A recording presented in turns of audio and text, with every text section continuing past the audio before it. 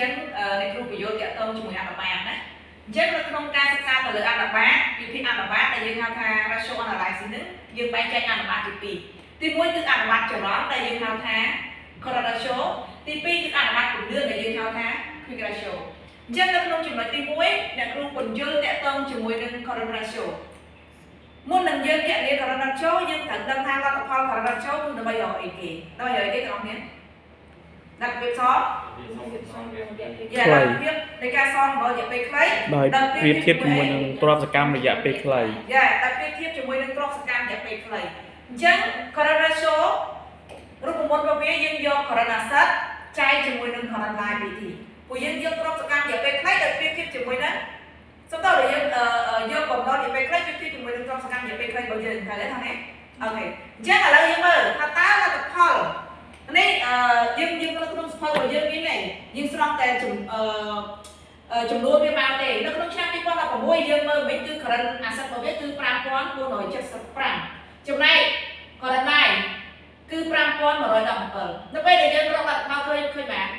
1.07 ឆ្នាំ2017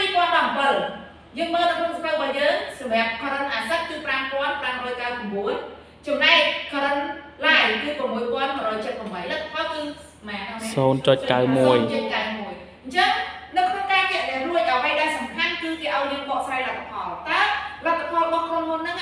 លទ្ធភាពនៃការសងបំណុលរយៈពេលខ្លីរបស់គាត់ហ្នឹងយ៉ាងម៉េចដែរ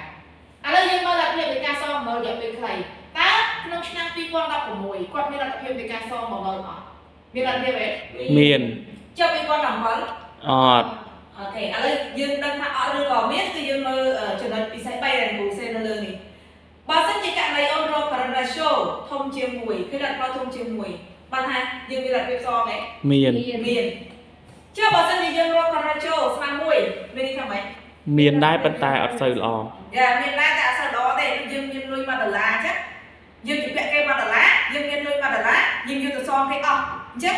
យើងមានលទ្ធភាពសងទេប៉ុន្តែគឺថាល្អឯងនៅក្នុងខ្លួនយើងអត់មានលុយទេអញ្ចឹងយើងមិនសូវជាល្អបានទេតោះនេះតោះនេះណាអូខេចំណុចទី3គឺ current ratio តូចជាង1កាលណា current ratio តូចជាង1យើងមានលទ្ធភាពសងទេអត់នេះដូចវាកាន់ករណីនេះចឹងនេះយើងមានទ្រព្យសកម្ម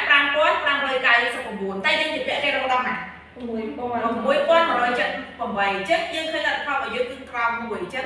បើន័យថាយើងអត់មានលទ្ធភាពសងបំណុលគ្រប់ទេអញ្ចឹង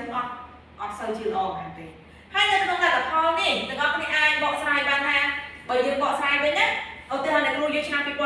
ជាគម្រោងមួយចាស់នេះបានន័យថាបើសិនជាអូនរកឃើញលទ្ធផល 0.91 បែបនេះបានន័យថាបើសិនជាក្រុមហ៊ុនជំពាក់គេ$1ក្រុមហ៊ុនមានលទ្ធភាពសងតែប៉ុន្មាន 0.91 អញ្ចឹងល្អហ៎សម្រាប់ក្រុមហ៊ុនមិនសូវជាល្អទេព្រោះគាត់ជំពាក់គេ$1គាត់សងបានតែ $0.91 ទេអត់គ្រប់ទេតោះនេះតែគ្នាឡើងហ្នឹងអញ្ចឹងសរុបមកគឺ current ratio គឺយើងរកលទ្ធភាពនៃការសងបំណុលរយៈពេលខ្លីដោយប្រៀបធៀបជាមួយនឹងទ្រព្យសកម្មរយៈពេលអត់